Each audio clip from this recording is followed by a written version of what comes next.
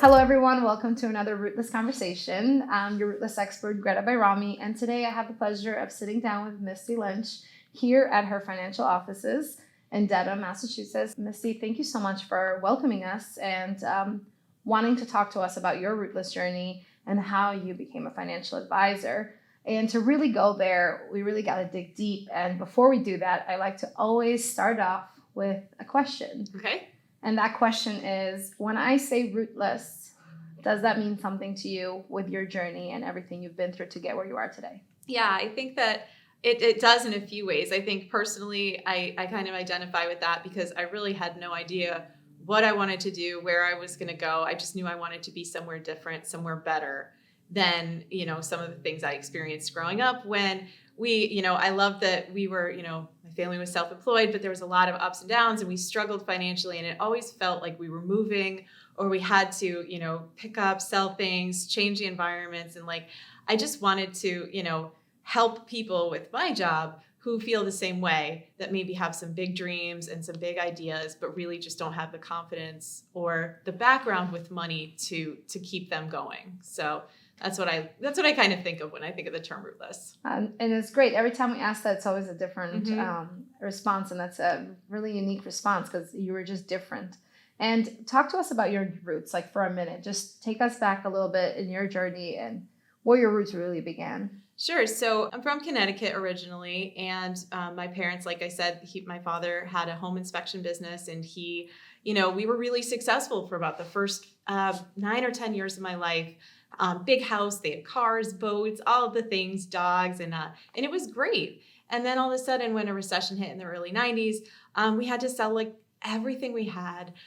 We moved. I had to start in a new school. We had to get rid of our home, our dog. Everything was gone in a matter of a few months, it seemed.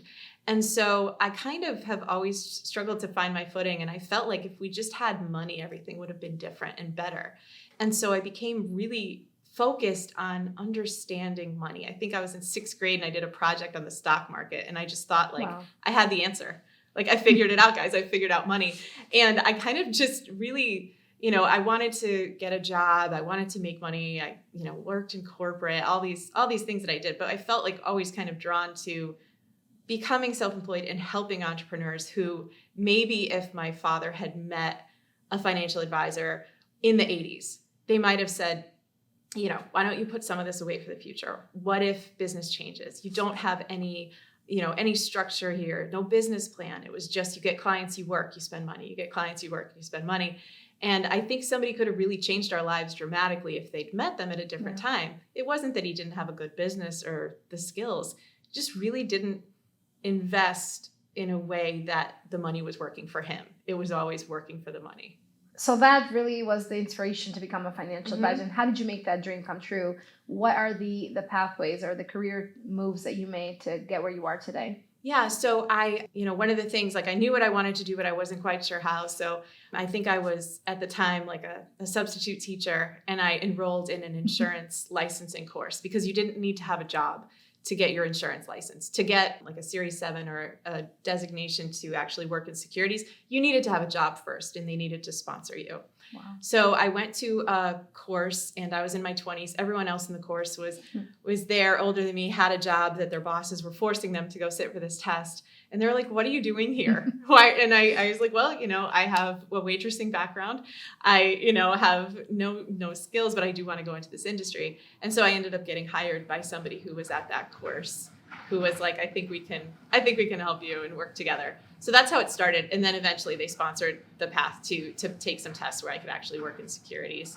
And then I finally sat for my certified financial planner designation in 2011, which was something that I just really wanted to do to get that credential and kind of just keep growing the amount of, skills and things that my clients were looking for. So Misty, what creates the characteristics or the layers to really become a financial advisor? What would you say were some key traits that you identified in yourself and the group of people that you met in some of these classrooms? Yeah, so I think overall it is, when I started out in Connecticut, there was just a huge insurance industry. So a lot of times it was just a default, like where you would go to work, because they were hiring and there were big companies there. And so I met some people that were in that space just because they wanted a steady career, stable income and job. And then, there's some people that I met that were a little bit more entrepreneurial that really saw the value of how they could help clients with certain financial products and services. And so a lot of the people that I met that I kind of really identified with kind of had a goal to help people with their money. Usually they either really understood it and, just always knew that's what they wanted to do, or they struggled themselves too. No. And they knew that like there was a better way, that figuring out how to make money work. We know a lot of people can like make $100,000, but to make $1 million, like your money has to be working for you. It's really hard to grind your way there. So I think a lot of financial advisors really just want to help people in that space. And, money can be really uncomfortable for some people. Mm-hmm. And then for others like me, it was just always something that was talked about. It was always kind of the elephant in the room. So I got really used to it. So I think you have to be patient, you have to be able to listen, and you have to be understanding, because a lot of times money can be a really tough topic for people to talk about. So I think those are some of the things that help when you want to become a financial advisor, is really just kind of you're going to be talking about some sensitive things. So you've got to be ready to like deal with emotions and actually not be afraid to talk about those types of things. And it's great that you mentioned that, because I think even searching, one of the biggest fears that people have in talking to a financial advisor is the uncomfortable part, right? Like they feel like it's going to be an uncomfortable, very, very vulnerable situation. So they almost avoid it until it's too late. No, I know. And I think a lot of times the first thing people tell me is, I should have done this so long ago, or I feel so stupid in this area. And they shouldn't. It's not something that is, we're kind of wired to spend money. We're wired to be generous. We're not necessarily, it's not our default to want to hold on to money. And it's just, you really have to like counteract some of the things that your brain's really going to want to do. And it can be really, it's not that intuitive. So people feel like they should know everything, but I studied this for a long time to figure it out. And I realized that not everyone's going to know, or come at it from the same space. And everybody's going to kind of come into it with issues that they have about money that they might have inherited from their parents or grandparents or people around them before they even realized that they were learning about money. And so those are some of the things that they just might feel are facts or are true. And we need to kind of look at them to be like, well, is money always going to be hard? Right. Do you always have to, is money something that, the guys should handle? All of these things that they might have just seen and kind of absorbed growing up that really could be questioned, because they might be really great with money if they give themselves an opportunity to look into it and figure it out. And that's so great that you mentioned that, because it's true. I think those are the biggest reservations we all have. And that's that fear, and maybe we can be better with it. So to become a financial advisor, to become anything in finance, I'm assuming a college degree is necessary. It's actually not. To start in the industry, if you wanted to work in finance, insurance, investments, you do need to pass certifications, but most of them don't require a college degree. You could be really great in sales and investments without one.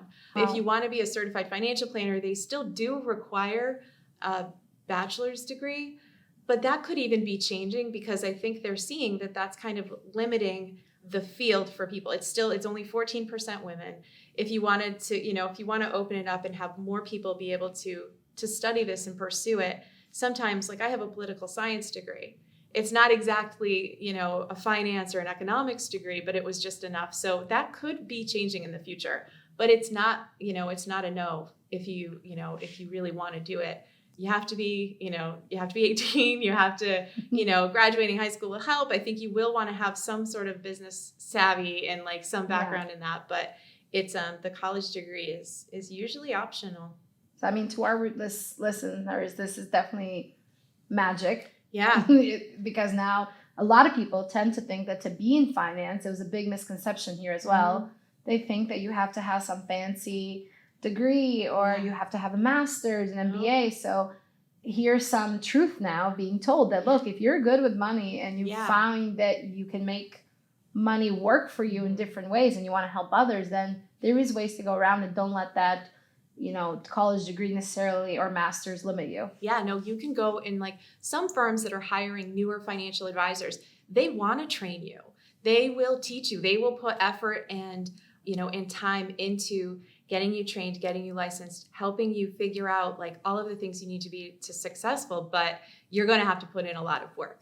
Like, yeah, of course. You're going to have to either, you might naturally want to be able to talk to people, be able to pick up the phone, hear no, and be okay with it. And sometimes the most driven people can really do well in this career, because if they know what they're doing and they can connect with people and help them, a lot of times that doesn't require much formal education. It really just requires a lot of effort and natural abilities. And any certifications that come top of mind in terms of some certifications to just get you started? Anything you'd recommend? Yeah, I actually write questions for this exam. It's called the Securities Essentials exam, and it's now a prerequisite to any of the ones that would require a company to sponsor you. Anybody can take this, and it's really the basics in the securities industry. All you would need to do to sit for this exam is pay the fee and take the exam. And you can get study material from places online. And if you really want to see if it's right for you, it can be a good way to try it. And you might really enjoy the material. And then if you get that, you could go when you're applying for jobs and just show that you already passed this. So it kind of gives you like a little bit, if you don't have an extensive resume, I didn't when I got into the field, but it would show like I have some skills here. There's a good chance if I pass this, then I'd pass other tests, and that I'm committed to it. So I think that's a great start. And I think it's a way that they're trying to open it up to more people who might consider this for a career, but really have no idea how to start. And Misty, when you started, who was your client? Was it just anybody who wanted to spend money? Or did you, because I mean, I'm going to ask you the same question today, who's your client? But in those early days, who was your client? When I first started, I really struggled for a while trying to find clients. I did not have family members to go to. And that was the thing. When I first started, they were like, okay, go to your family members, see if they want, investments, insurance. And they didn't. And I think that that's something that a lot of people feel like is a slap in the face. But here I am. I'm like in my early 20s. My family knew me well. They didn't know me as a financial expert, and so they were like, no, thanks. And they didn't have the money to actually invest or do anything with anyway. And so I was trying to find clients the exact same ways that the other guys at the firm did. They recommended I learn how to play golf. They recommended I talk about one fund until people were so confused that I just sounded smarter. And it was just a total, I didn't get a lot of clients because I wasn't being myself. And I couldn't connect with people. No matter how good I got at golf, they weren't inviting me to go play and talk business on the golf course. So I just ended up really liking a different sport, but never really using it for clients. So I ended up going to work in corporate for about 12 years because I said, this isn't going to work for me. I'm done. I'm going to have to move home. It's just the wrong path. And then I decided to go back into, trying to work with clients, and I shifted who I wanted to work with, how I wanted to work with them, and made it completely on my terms. And that has been the key to finding success in the field. It's definitely, you can kind of see right through it. This is a trust relationship, and, clients are not going to want to work with somebody that they feel like is maybe insecure. Just for the record, one fund still confuses a lot of people. Yeah. Right? So maybe you can continue using that. I certainly don't understand it that well. So who is your client today? Who is the ideal client for you today? So I typically work with women who are career focused or entrepreneurial that have a lot of big dreams and ideas, and maybe they have some fears and limiting beliefs around success and money. That is usually, the person that I can help because I love hearing how people are doing business. I want to help them. That is just my only goal, is to figure out how I can help them succeed. I feel like it's easier to kind of talk about all of the things that could have an impact. They want to work hard, but they also maybe want to retire. Maybe they want to enjoy things. Maybe they want to be a mother. Maybe they want to have other goals aside from just working, buying a home, retiring, and dying. There's so much in between. And so, and I've worked with men too, but I like working with people who are open-minded to looking at all the goals, trying to figure out how everything can fit together, and then just, being willing to put in the work and the parts that they need to do, and just allowing me to help them with some of the investments and the choices, and then just coming to me when things come up that they need help with. That's really, really my ideal clients to work with. They're a lot of fun. And how do you create wealth for your clients? And this is just a broad question, but just give us an example because some people don't understand it. They're like, well, how can you make me money? Yeah. Give us an example of how you made someone money. So there's a few ways that I make people money. One is I can look at what they're doing right now and figure out if there's anything that's going on that is actually costing them money that they don't need. Mm-hmm. And a lot of times it's hard to actually look at what you're doing, but with the financial plan, I can talk to them about some of the things. They might say, oh, well, I should have this gym membership. It's good. They never go. I'm like, okay, we're going to stop donating money here. And maybe we'll put this into some investments that will be working for you and earning money. I invest in different stock portfolios. So we are putting our clients' money into businesses that we are seeing are either increasing their earnings or their dividends, and they are using that money to grow, which will then give them, growth, returns, profits. And so really business owners get it because they own business. They understand okay, if you're funding a business, if a business needs to sell stock to raise capital for the new projects that they're doing or anything, any sort of growth, if they get bigger, all the investors win. And so we do actively invest in stocks. And then another thing I do that helps people build wealth is I keep them from doing what they are going to want to do. The normal bear market is 14 months. And so if you're seeing your account value go down, it's going to be very hard for a person without a financial advisor or a planner working with them to just watch it go. Mm-hmm. And I will help them get through that because then when the market recovers, they're still in, nothing changes. If they just consistently kept investing or didn't touch it, usually they end up much better off than the person that takes it out and never goes back in because it's scary.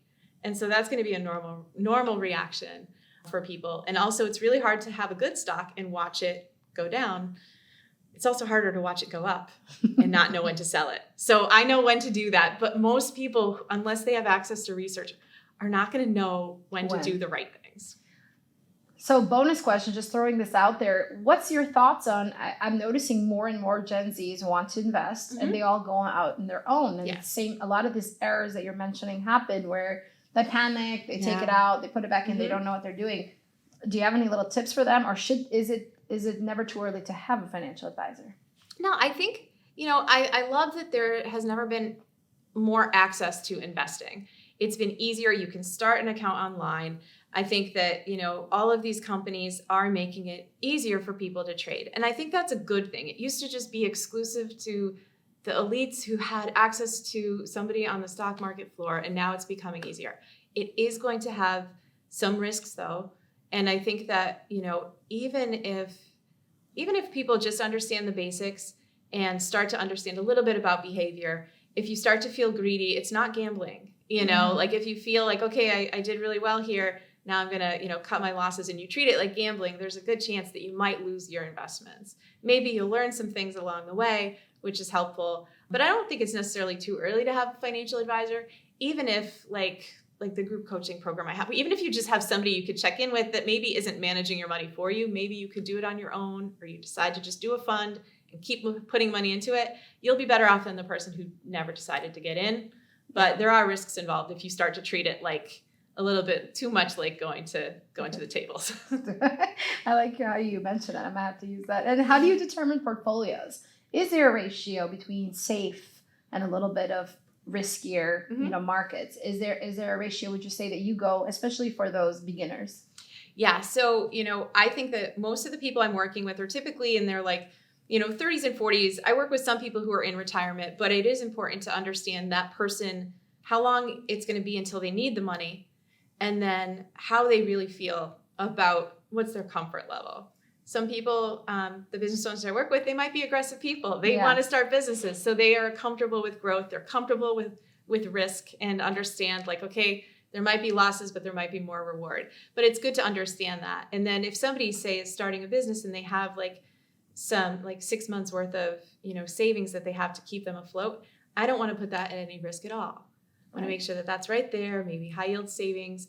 And then for the money that they don't plan to touch or is for the future, we can treat a little bit differently. So I definitely like to see how much it costs to be them, and then kind of back into it to see how much we'll actually need to be conservative with and what we can actually really let grow. This is great stuff already, even for me sitting here listening to you.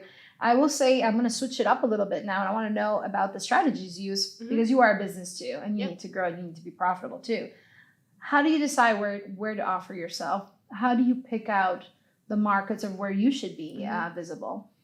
Yeah, so that's a great question. And I'd say that I'm pretty low cost as far as my marketing is concerned. I've had great luck with my own network. The places that I want to be in, the women, the business owner, some of the networks even just on social media where you're allowed to even, post your services for free or comment or contribute to that group. That's been really, really helpful. Even just providing some advice to people or saying, this is how you can reach me if you want help with it, and just making it easy for people to contact you has been great. I haven't done too much paid marketing. I have a podcast, and I have, people on the show that I love working with that are kind of exactly like my ideal clients. And so I think that a lot of times we feel like we need to have expensive marketing. We need to have 100,000 followers or all of these things. And you might not. You might just have some luck if you have, maybe 50 people that know what you do really, really well. That'll be out there. And if something comes up, they'll say, I know exactly who you need to work with. So just making sure that those people that are close to you or that you really love in your community, or even, it could be virtually, but I think that can be a great place to start, especially if you're starting out and don't have that marketing budget to go big. That leads me to my next question, which is, how does a financial advisor grow? Is it investing more money? Mm-hmm. Is it getting more clients, or is it a combination of both? Yeah, I think it's a combination of both. I think, when you add, say I have an investor who wants to put $100,000 or $1 million into the portfolio, I get paid off a percentage of the investments. Right. As the investments do well, my clients do better, I do better. So we're all looking for that growth as far as the portfolio is concerned. The more I help my current clients, like the more value I can continue to add for them. I think that's something that some advisors focus just on getting as many clients as possible. I'm kind of focused on making my clients as happy as possible so they stay, because acquiring new clients can be expensive. It can be difficult. It's a lot of work, but keeping your current clients with you and happy can be a lifelong relationship.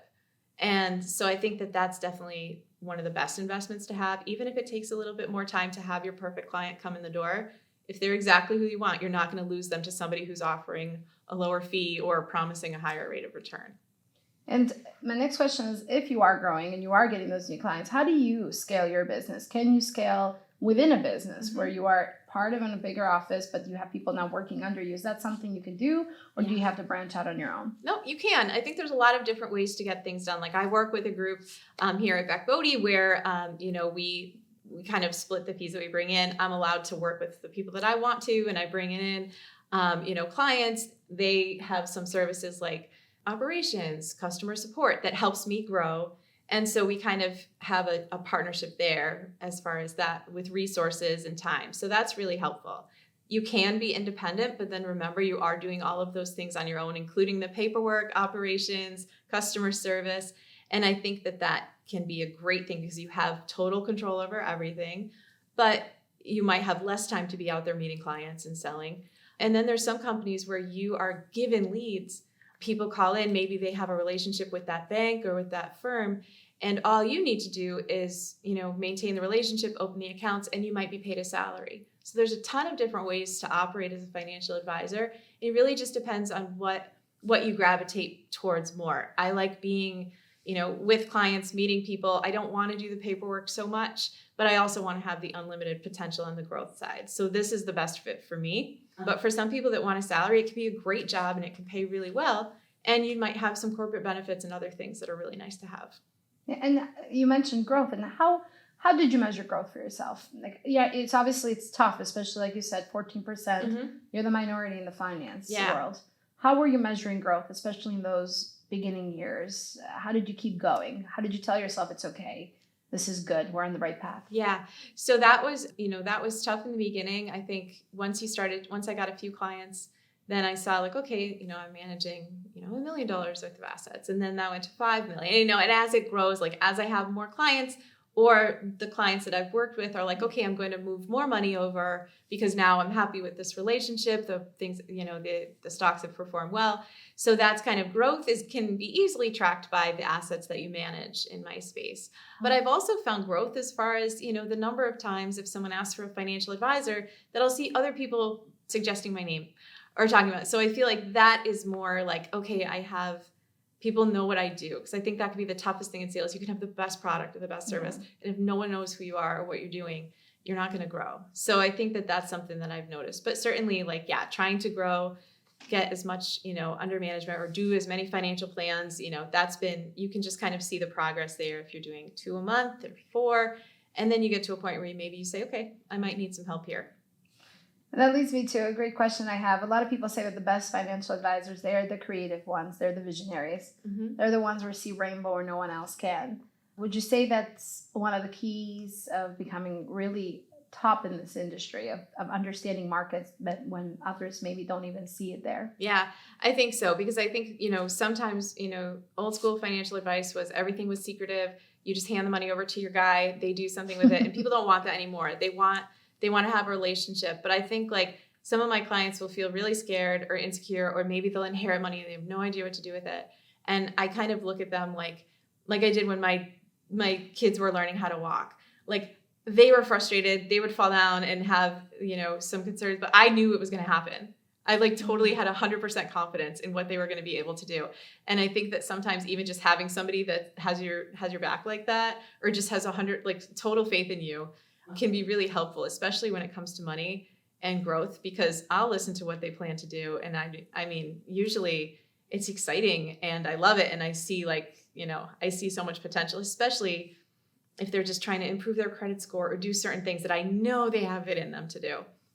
Sometimes it's just having somebody support them, because it might not be at home or, with the people closest to you. So I think that's where some really, the best financial advisors will be your biggest cheerleader in business and in the future. Any resources that you recall that really helped you in those first 5 years in this industry that maybe you want to highlight? Yeah, I think that there's a lot of information available. There's some really great, personal finance blogs. There's a lot of people, even on social media, who really do. I mean, there's a lot of bad advice out there too. But I think if you find some of the sources that you really like or you find credible, there's going to be a ton of information out there for you if you want to learn how to do certain things. What is a step? All of those questions that you might be afraid to ask because you seem like you should know. Somebody probably wrote about it. I think there's some really, there's never been access to more information for people, for business owners, like the Small Business Association. There's local SCORE, which is helping people start businesses and do a business plan. And these are volunteers who just really like what they're doing. So I think if you dig around, start locally, and you could find, maybe a lot of people in your own network that are willing to share some advice and tips. And then there's a ton of it online if you find the people that you just really like to relate to. Any branding advice to somebody that wants to follow a similar career path as you? Be yourself. If you happen to love working with, you want to help teachers, or you want to help people hairdressers in a certain industry, just go with that. Lean into it. If you become the expert in, one type of, service or business, that can spread like wildfire. I think a lot of times people are afraid to exclude people. Even when I say I usually work with women, my husband's like, don't say that. Why would you want to exclude half the population? He said, because, these are if I can get to that female entrepreneur who is an online, but she'll know that I know exactly who she is and what she's thinking about and how she's feeling. So study that, figure out who that ideal customer is, or who you would clone if you could, even if that's one real client of yours already, and just go with that. And don't feel like you have to try to be everything to everybody, because if you're too general, you just might get looked over for somebody that just seems exactly like the person they were looking for. Wow. And specific time frame to gain credibility in this industry, or just a matter of being profitable for your clients? I think it's a matter of, I know some people that have been in this industry a very long time, and they've maybe gotten content with the level that they're at, and they have, people don't know where they are. It's very not a lot of people are even involved in social media or marketing and financial advice because you've gotten referrals and that's been how people have been able to do well. And I think that's changing. So some people who are new on the scene can make a huge impact if they're adding value, putting out information, helping potential clients. I think you can kind of get up and running a lot faster than a lot of people might believe who are studying business and sales books from the 1970s. Go on there. And you put a lot of content out there. You said educate, Mm-hmm. and you put a lot of that out there. Yeah. Obviously, that takes a lot of time and dedication. And I'm assuming, what would you say to other advisors out there that might not be doing what you're doing? Do you think this is the future of just giving out all the secrets, like you said, no more secretive, no more just hand me your money and I'll do it? Yeah, and I think that people are seeing that, and I have some people who are asking, like, what are you doing? Like, I see you everywhere, and I know this, and it's funny because, like, most widows leave their spouse's financial advisor because that person made no effort to have a relationship with them, help them, give them any education. Mm-hmm. And so I am sitting there waiting for those people because they haven't worked hard enough to make that whole family, that whole relationship happy. And so I think that there is definitely something to giving value, letting people, even if they're just listening. I'll have people that'll reach out to me that'll say, I've been following you for months. And, you have to show up a lot of times before somebody might decide to work with you, call you. So just putting out one thing and hoping that it takes off, it's not going to work. You have to be really consistent and be open to share the secrets, because then, like, if you see that, it's like, well, what could they do for me personally if I can get so much value out of just the advice that they're giving away for free?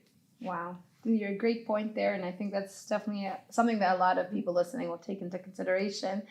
And do you credit the success that you've had from what you've gone through?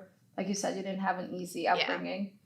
I do. I think that, if things had always stayed the way they were, if I never had to see my mom go to work and get different jobs to try to keep things, if the lights were never turned off, I don't think I would have the perspective that we're all closer to that than we might think.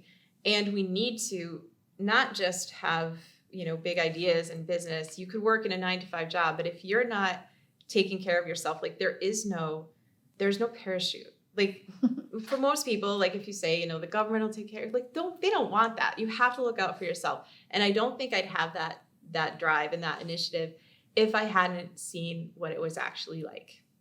And what do you tell yourself when you're having a bad day? What's the mindset that you keep? I do think that I feel like I'm making progress every day. And so I think that that's something I write down my clients' names sometimes when I just want to think about, like, things that I'm really grateful for. I get flexibility to be a mom, to be a breadwinner, to, have a good relationship with my husband, to focus on things in my life that aren't just business. And so I'm really grateful for a lot of that. And even every day, I'm just kind of happy because we had a happy life growing up. I wouldn't say that we were sad. Mm-hmm. We just didn't have a lot of money. Yeah. And so I think the fact that my father is still 75 and can say he's still in business and still will talk about that stuff is kind of just a testament to how being a business owner can be. Like, it's over when you say it's over.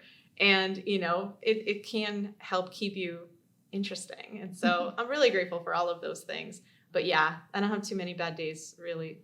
And what's the time commitment like for somebody who wants to maybe consider this as a career for themselves? What's the time commitment like? That's a really good question. I think that there's, you have to probably plan to put in a little bit of work. It's not I don't think it's necessarily a 2-day-a-week job, but it can get to that point. If you figure out, if you work really hard, I think you can really control your time and your schedule more so than any other career that I've ever seen. Because once your clients are up and running, if they're happy, they're not looking for you every single day. They might need you a ton if they're about to buy a house or do something big. But other than that, it can be kind of just a check-in relationship, make sure that they know you're there when they need you. But I'm taking the next 2 weeks off pretty much, and everyone's fine with it. And so I think that that's kind of a nice part of this job. You have to put in effort. It's not going to be handed to you. If it is, those clients may leave. You still have to work to nurture those relationships. So, but once you have those established, I think it's a pretty strong bond. And just a bonus questions for those that don't understand the dynamics. When you do work for a company such as yours, you still are in control. You're still very much an entrepreneur, in control of your own hours and clients. Yeah. So that's a good point. In this environment, we all kind of work together, but I'm in control of getting my own clients. If I was to leave, my clients have their options to come with me. There's nothing that's necessarily holding anybody together. And then I did launch my coaching business as a side business that's 100% mine. That's just an outside business activity of this firm. And they were 100% supportive of it because they understand that that's a piece of it that I wanted to do, but it's not exactly what everyone at the firm wants to do. So I think that there are ways to be entrepreneurial in a group or with a team. Absolutely. And that can be really nice balance between being 100% on your own or working for a company. And that's the sweetness of this career choice for those listening. It's the ability to be an entrepreneur. Yeah. And really still have all those qualities, but within, an environment that's not necessarily 100% startup on your own. So where you have a ton of support. And again, you're in control of everything. Yeah. And I'd recommend it for somebody who is starting out or pursuing it, because I think there can be a lot of times where it's just good to have people to bounce ideas off of, because there's a lot of ways to get things done. And I still will have, times where I'll reach out to one of the other advisors and we'll just talk about how they would look at something or how much they would plan for in this scenario. So I think if you do start independent, like find a network, so at least you have that kind of group to work with, because it's a lot of work and there's a lot of different things and you don't want to miss anything.